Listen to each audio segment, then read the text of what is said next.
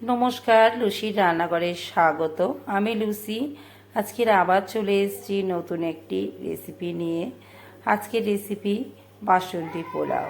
বন্ধুরা, এই বাসন্তী পোলাও কীভাবে ঝরঝরে বানানো যায় সেটাই আজকের আমি আপনাদের সঙ্গে শেয়ার করব। আপনাদের কাছে অনুরোধ রইল ভিডিওটা লাস্ট পর্যন্ত দেখবেন। আশা করি আপনাদেরও খুব ভালো লাগবে।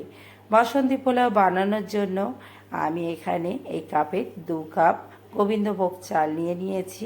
এখন আমি চালটাকে 2-3 বার জল পাল্টিয়ে ভালো করে পরিষ্কার করে ধুয়ে নেব। চালটা ধুয়ে নিয়েছি, জলটাকে ঝারিয়ে নিয়েছি।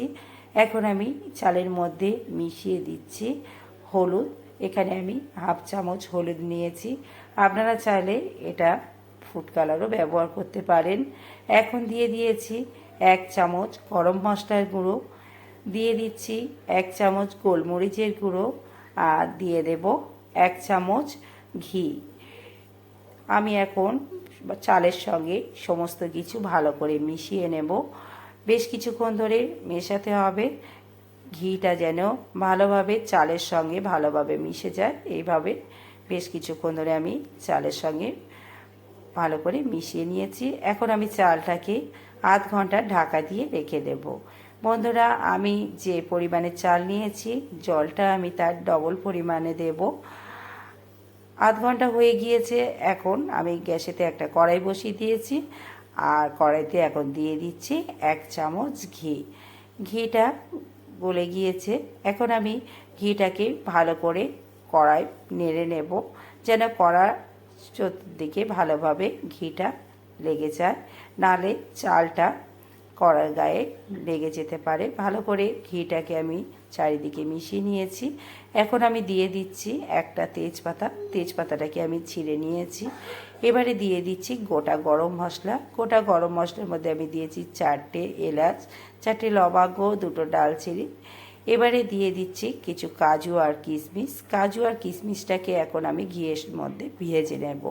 এই সময় গ্যাসটাকে আমি লো ফ্লেমে রেখেছি। বেশ কিছুক্ষণ ধরে আমি কাজু আর কিশমিশটাকে ভেজে নিচ্ছি। কাজু কিশমিশটা আমার ভাজা হয়ে গিয়েছে।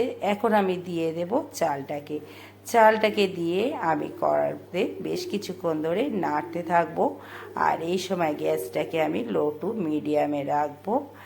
বেশ কিছুক্ষণ ধরে এইভাবে আমি নেড়ে নিচ্ছি। নিয়ে তারপরে আমি জল দিয়ে দেব। এদিকে আমি গ্যাসেতে পাত্র বসিয়ে দিয়েছি, এর মধ্যে আমি জল দিয়ে দিচ্ছি। ওই কাপে 2 কাপ চাল নিয়েছিলাম, ওই জন্যে এখানে আমি কাপে 4 কাপ জল নিচ্ছি। যে যেমন পরিমাণে চালটা নেবেন তার ডবল পরিমাণে জলটা নেবেন। এদিকে চালগুলো বেশ কিছুক্ষণ ধরে আমি নেড়ে নিয়েছি। এখন আমি গরম জলটাকে দিয়ে দিচ্ছি। গরম জলটা দিয়ে ভালো করে খুন্তি দিয়ে আমি সমস্ত চালটাকে নেড়ে নিচ্ছি। এবারে দিয়ে দিচ্ছি চিনি। চিনির পরিমাণটা যে যেমন মিষ্টি ভালোবাসেন তেমন দেবেন।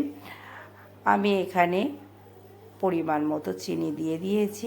এখন আরেকটু খুন্তি দিয়ে নেড়ে নেব, আর দিয়ে দিচ্ছি পরিমাণ মতো লবণ। দিয়ে দিচ্ছি আতর। আতরটা আপনারাও পরিমাণ মতো দেবেন। সমস্ত কিছু দিয়ে ভালো করে নেড়ে নিয়েছি। এবার এটাকে আমি ঢাকা দিয়ে দেব। দিয়ে 10 থেকে 15 মিনিট ঢাকা দিয়ে রেখে দেব, আর এই সময় গ্যাসটাকে লো ফ্লেমে রাখবো। 10-15 মিনিট হয়ে গিয়েছে, ঢাকাটাকে খুলে নিয়েছি। দেখুন চালটা বেশ অনেকটাই বেড়ে গিয়েছে। এবারে ভালো করে একটু নেড়ে নিচ্ছে, নিয়ে আবারও আমি ঢাকা দিয়ে দেব 2-3 মিনিটের জন্য। বন্ধুরা, আজকের আমার এই রেসিপিটি আপনাদের কেমন লাগলো তা কমেন্টের মাধ্যমে জানাবেন। আমার রেসিপিটি আপনাদের ভালো লেগে থাকলে আমার ভিডিওটিতে একটি লাইক করবেন, অন্য বন্ধুদের সাথে শেয়ার করবেন। আর আমার রেসিপি যদি আপনাদের ভালো লেগে থাকে তাহলে আমার চ্যানেলটিকে একটি সাবস্ক্রাইব করার অনুরোধ রইল। আমার পোলাও হয়ে গিয়েছে। এখন আমি এটাকে সার্ভ করবার জন্য নিয়ে নিচ্ছি। দেখতে পাচ্ছেন বন্ধুরা কতটাই ঝরঝরে এই পোলাও হয়েছে। আপনারা অবশ্যই বাড়িতে ট্রাই করবেন। আশা করি আপনাদেরও খুব ভালো লাগবে। তাহলে আজকের রেসিপি এই পর্যন্ত। আবার ফিরে আসবো অন্য কোনো দিন অন্য কোনো রেসিপি নিয়ে।